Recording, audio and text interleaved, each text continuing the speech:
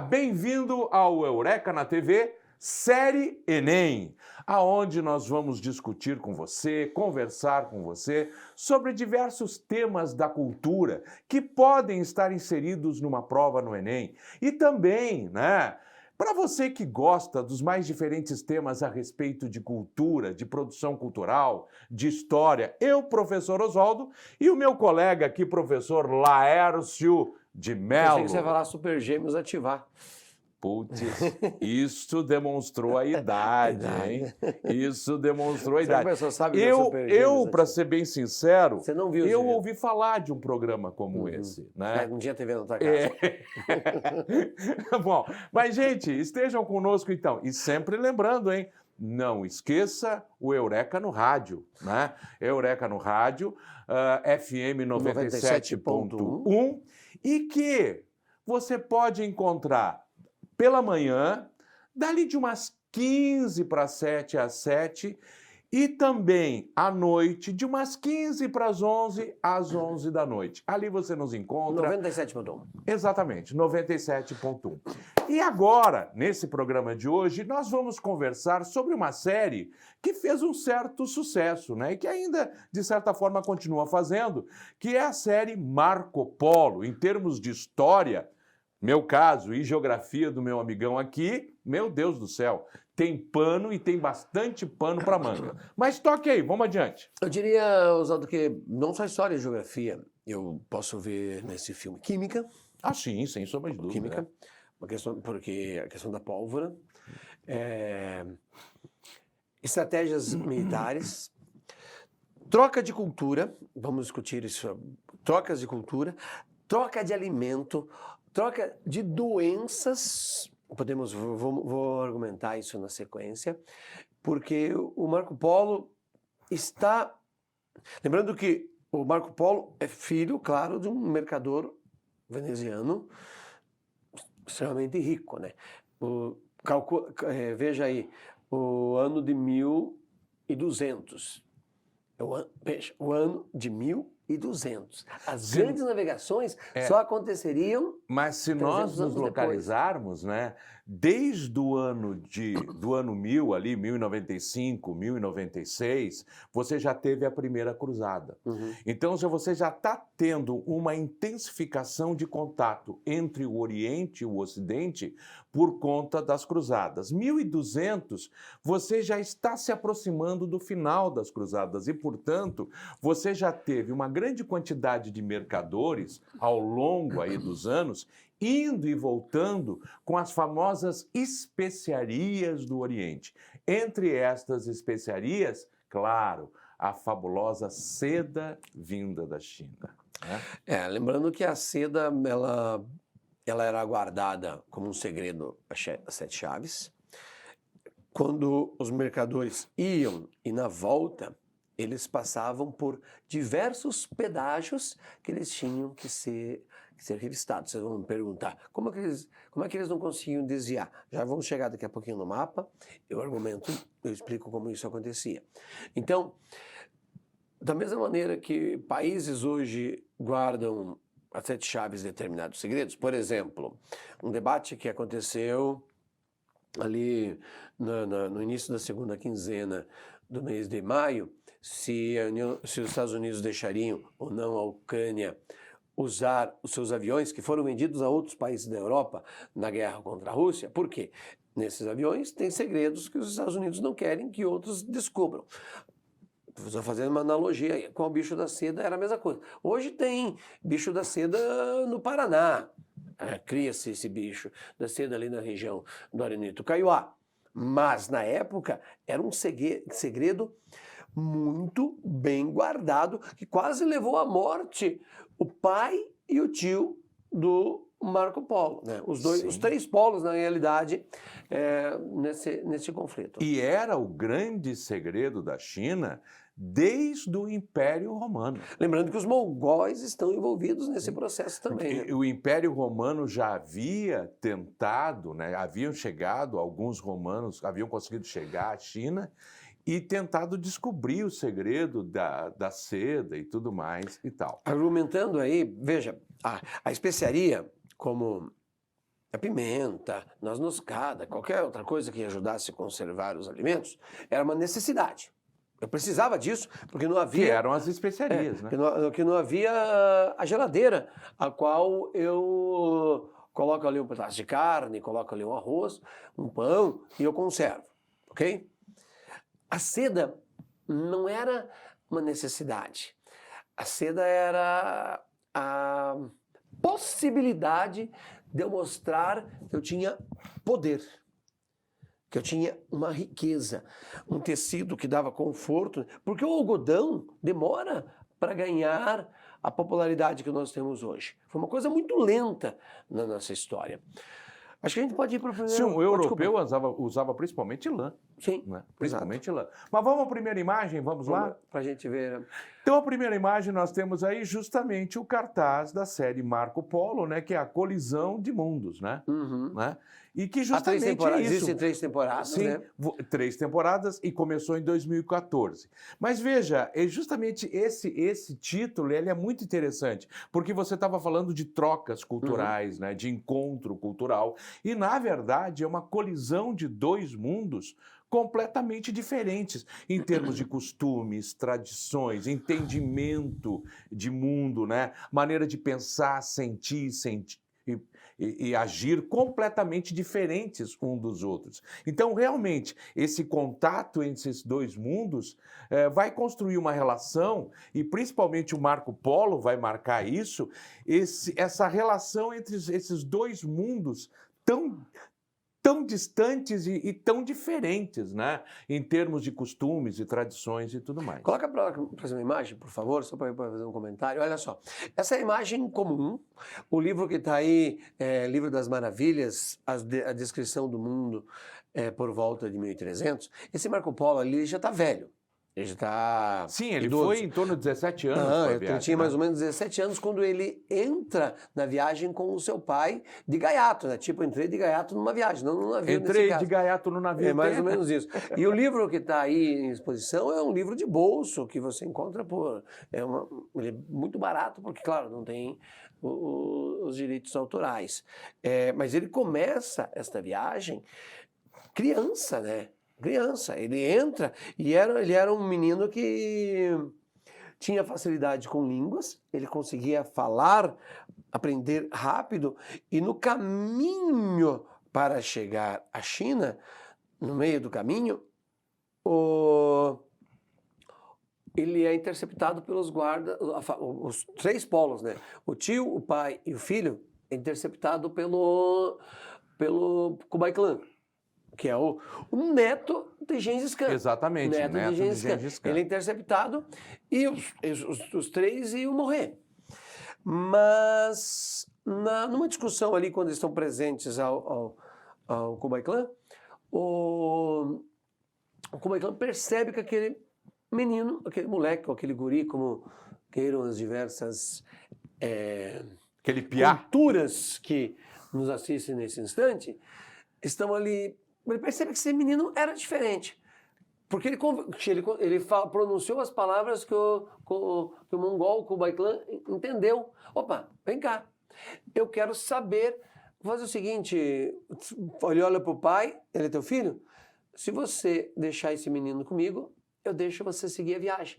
Porque ele vai me contar da sua religião, ele vai me contar como é o seu país. Eu quero entender, eu quero aprender. Kublai Khan era um grande estrategista e ele percebia que a informação era importante e que não tinha... digamos assim, já vinha de pai para filho para neto, né? Sim, exato. Pai para filho para neto. Essa brincadeira de estrategista, tá falando aí do Gengis de Khan, pensar, né? de pai para filho Então, para neto. Né? Eu preciso usar esse cara, porque a viagem do Marco Polo, ela durou 15 anos, né? Ela dura 15 anos. E ela vai ficar muito tempo, a primeira parte da viagem dele é viver com Kublai Khan, com o mongol, entender a cultura dos mongols e explicar para eles a cultura europeia de um veneziano, né, que tá saindo, que vai sair ali de Veneza. Por que vocês querem? O que vocês querem com isso? O que vocês fazem com isso? Como é que é a guerra? Como é que é a sua religião? E é importante que a gente construa só uma coisinha, né? O que era Veneza nesse período, né? Veneza era uma república, né? Era uma república, uma comuna, digamos assim, independente. Uma comuna, isso é uma cidade independente liderada pelos doge. E esta comuna, ela tinha praticamente nesse período o monopólio, a exclusividade de comércio em relação às mercadorias que vêm do Oriente, né? As chamadas especiarias. Essas mercadorias vinham, passavam por Constantinopla, seguiam para Veneza e Gênova. E a partir daí elas eram espalhadas pela Europa. Seguiam também para Flandres e a partir daí eram espalhadas as mercadorias, as especiarias vindas do Oriente. Então, foi um momento de grande riqueza para Veneza. E grande troca, né? Grande troca de cultura. De cultura. Tanto que a gente pode ligar essa riqueza ao próprio florescimento do Renascimento dali a algum tempo. Né? Quando você vai Porque vai haver a riqueza suficiente para aplicar em conhecimento, em arte, né? Que vai, de uma certa forma, trazer o florescimento do Renascimento. Né? Isso é visível na arquitetura de Veneza, que é uma das, entre as cidades referências de turismo no mundo. Se você comparar só o tamanho de Veneza perto de Paris, perto de Londres, o tamanho é minúsculo, mas o atrativo que Veneza tem é espetacular, nas suas igrejas, nas suas praças e assim por diante. Sim, você estava falando, né, dessa troca e também invasões, né? Sim. Também invasões. Nós vamos ter a Quarta Cruzada, que foi uma cruzada que foi desviada do seu rumo e acabou indo para Constantinopla, e houve um ataque a Constantinopla, né? E você tem em Veneza, ali na Praça São Marco, em cima da igreja... Que inclusive tem um 007 em Veneza. Você tem ali uma carroça com cavalos e tal, sim, cavalos que foi tirado lindíssimos, da Turquia, né? Que foi tirado justamente da Turquia. Aqueles lá não são mais os originais. Os originais agora estão no museu lá, né? Mas foi justamente posses que foram retiradas dos lugares aonde eles chegaram e acabaram tomando riqueza, como foi o caso de Constantinopla, que houve o ataque contra Constantinopla. Mas... nós temos 2 minutinhos ainda. Vamos voltar às imagens. Vamos lá? Claro. Vamos lá. E aí nós temos um mapa. Um mapa que vai justamente isso que nos você mostrar... estava descrevendo, né? Exatamente. O caminho da seda. Veja Santa Sofia. Acho que dá para a gente começar ali. Tem muita explicação, né? Exato. Pensa lá, Roma. Olha para Roma. É importante mentalizar tudo isso nesses 2 minutos, porque depois no próximo bloco a gente pode explicar com mais detalhe outras coisas. Mas olha a África ali, onde está o Egito, né? No caso, não colocaram a pirâmide nesse mapa, colocaram a esfinge, né? Você está vendo aí o Egito, o Rio Nilo. Interessante que o mapa ali embaixo também tem Meca. Tem Meca, é importante Arábica, a referência. A Kaaba está ali. Tá ali o cubo, né? O grande cubo. Você podia vir de navio, né? Saindo da Santa Sofia. Cada vez que você fala em navio, me lembra da música. Qual? Entendi. De gaiato no navio. Boa. Mas essa primeira parte ali, você sair da bota, né? Essa península. E você tinha 2 caminhos. Fazer o caminho onde é a Bósnia e Herzegovina a pé, né? Era possível. Ou atravessar ali o mar Adriático e caminhar, chegando a Istambul, passando pela Santa Sofia. Mas isso vai ficar para o próximo bloco. Perfeito. Nos acompanhe. Seguimos no próximo bloco juntos, hein? Falando sobre o mapa e mais sobre Marco Polo. Mas o nosso amigo aqui vai destrinchar o mapa para você. Voltamos daqui a pouco.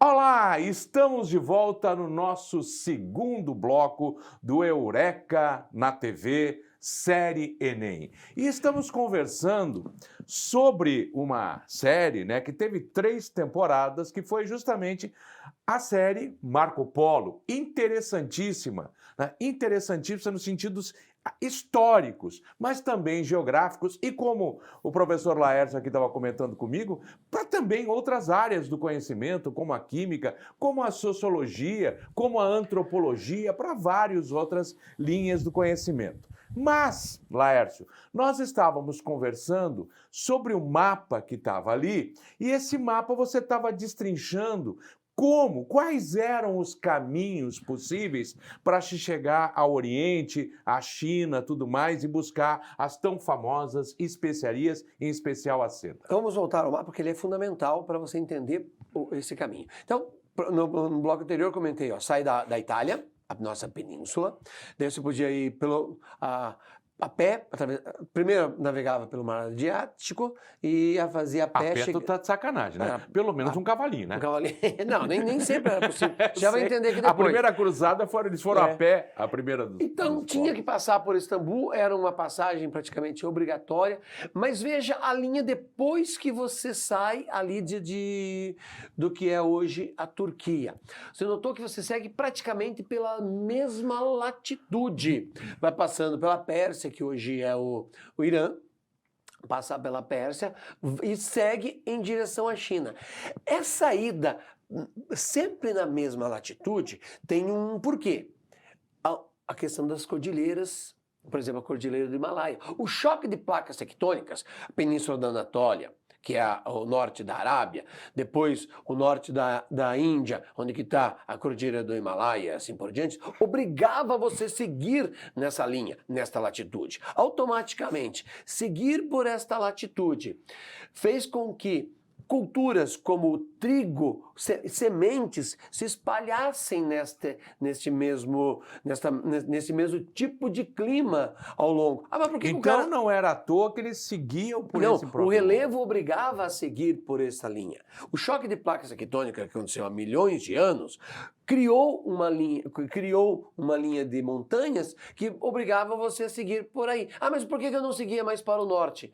O inverno era intransitável nesse período e você não conseguia caminhar seguindo pelo norte. Era impossível, sem contar que você vai entrar numa área de deserto, né, num determinado ponto, que tornava também impossível. Então você tinha que seguir paralelo às linhas de montanhas, que ali são representadas de uma maneira pequena, mas elas são gigantes, são vários mil quilômetros que obrigam a seguir por este caminho até você chegar na China e depois retornar.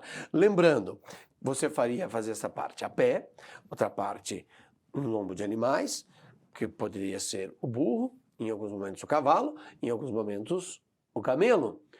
E em todo o caminho você ia ter o conflito de ser atacado por ladrões,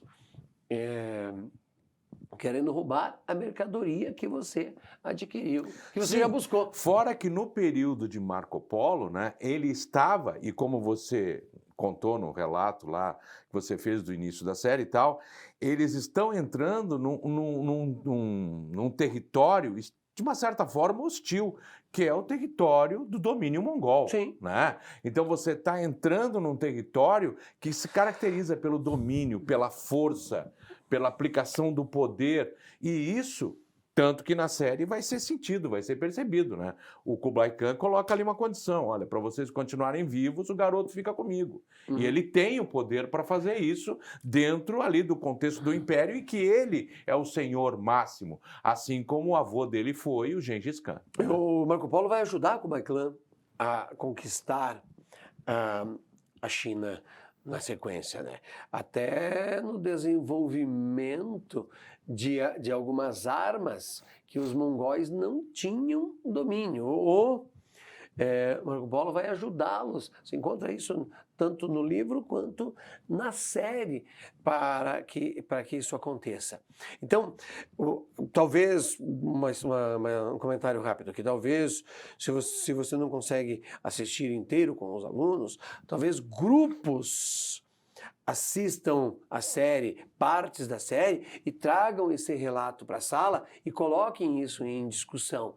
É uma forma de adquirir um conhecimento tão vasto do ponto de vista histórico e relacionando aí várias disciplinas, como eu argumentei, até essa questão da latitude, na qual doenças iam e voltavam. Por exemplo, Colombo se inspirou em Marco Polo. Sim. Ele carregava consigo uma cópia do livro, ao qual ele leu muitas vezes, segundo relatos. E Marco Polo era uma inspiração para esse cara que foi teimoso na nossa história. Para dar a volta ao mundo, não conseguiu, tentar provar que a Terra é redonda, depois... a gente já contou isso em outras situações, a questão de chamar-se América e assim por diante. E há uma discussão hoje, né, uma discussão que aí está mais na academia, que se realmente Marco Polo teria vivido essas situações, Sim, sim. né? Se ele, de repente, não teria até buscado de relatos que ele ouviu e construído essa história. Esse é um ponto de interrogação que fica, né, e que está na academia. Mas veja bem, por um outro lado, de forma nenhuma invalida. Né? É que os 15 anos que ele viveu, ele não precisa ter vivido aquela situação, ele pode ter contado. Porque, Exato. na verdade, não foi ele que escreveu, o outro que escreveu para ele na cadeia, né? Exato, Ele relatou exatamente. isso. Ele relata e o outro escreve. Mas, como eu estava dizendo, não invalida de forma nenhuma o relato que ele trouxe, a riqueza do relato, né? Uhum. E como você disse, ele já descreve para nós essa trajetória que é a trajetória mais lógica realmente e que hoje se percebe com todo o conhecimento da ciência que seria o único caminho possível para se chegar àquelas regiões. E, na verdade, passa ali por um deserto, né? Sim. Passa por... Mas você pega a parte sul do deserto, que ela é menor, né? Mas você tinha que sobreviver a ele. Mas você ia passar por uma área que você tinha que calcular a estação que você ia viajar para enfrentar o inverno menos rigoroso, ou só o início dele, ou só o final dele, em algumas situações. Mas não era uma viagem, vou sair caminhando hoje. Era algo que uma parte dos mercadores Aproveitando, quero te fazer uma pergunta. Quando se fala em mongóis, se fala em steppes. Traduza as steppes. É um tipo de vegetação, um tipo de relevo, um tipo de solo, um tipo de vegetação que chove-se muito pouco, as estepes chove-se muito pouco. Inclusive os mongóis, eles não conseguiam ficar no mesmo ponto, né? Exato, por isso que eu estou perguntando. Eles tinham que ser porque nômades, eles são né? Caracteristicamente um povo nômade. Tinha por conta que ficar disso. acabava o pasto aqui, eu tinha que trocar de pasto, tinha que buscar mais comida para o meu cavalo, né, para o meu camelo, tudo que se consumia. E daí a dedicação que eles tinham ao cavalo, né? Porque a vida deles era em cima do cavalo. Isso, inclusive, é a descrição já de muito tempo, quando se fala o domínio em do mongóis. arco e flecha, por exemplo, o arco com mais de uma curvatura para você poder dar mais força à flecha, que era a arma principal, e conseguir dominar esse arco em cima do animal sem segurar nas rédeas. É uma arte extremamente complexa que precisa ser entendida para compreender por que centenas de mercadores, Marco Polo o mais marcante, um trocadilho Marco Polo mais marcante de todos eles, em todo esse processo, em busca desse fetiche que era, aliás, a seda até hoje é um fetiche, né? Minha camisa de seda, se for de seda. Sua camisa não é de seda. A minha não é, mas sei lá. Que as pessoas falam quando estão com uma. Essa é de algodão. Contar, né? Mas é verdade. Não dá para ver de longe que é de seda, mas contar esta camisa de seda que as pessoas têm. Não, e aí a importância, né, do Gengis Khan. Sim. Voltando ao avô, né? Porque ele pega tribos nômades, essencialmente, e a partir dessas tribos nômades, ele cria um império. Sim. Ele unifica Um dos essas maiores tribos impérios da nômades história. E um dos maiores. Só para a gente encerrar, mostra aí o último slide aí que nós temos, que é justamente o slide com o Império Mongol e na sua maior extensão. Chega na beiradinha da Europa até o extremo. Chega aos Cárpatos, né? Sim. Ali as montanhas Cárpatos, inclusive. Quer dizer, hoje, sem sombra de dúvida, o maior império que já existiu. Né? Perfeito. O maior império que já existiu. Fechamos? Fechamos a conta. Você pode Super Gêmeos ativar. nos ouvir na rádio também, 97.1 FM, Paraná Educativa. E até o nosso próximo encontro. Tchau, tchau.